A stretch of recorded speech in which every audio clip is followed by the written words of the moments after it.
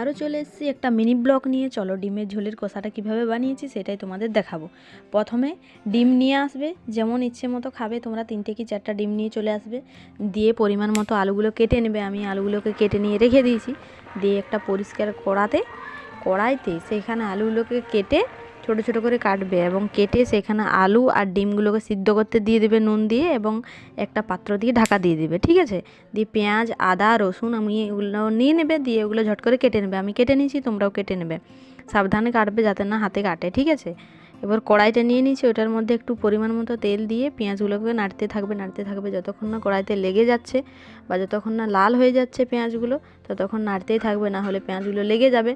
এরপর দিয়ে দিচ্ছি রসুন, পরিমাণ মতো তোমরা রসুন দিয়ে দেবে। তার মধ্যে রসুনটা দিতে থেকে নাড়াতে থাকবে। একটু নাড়িয়ে নেওয়ার পরে আলু কষাগুলো ওটার মধ্যে দিয়ে দেবে।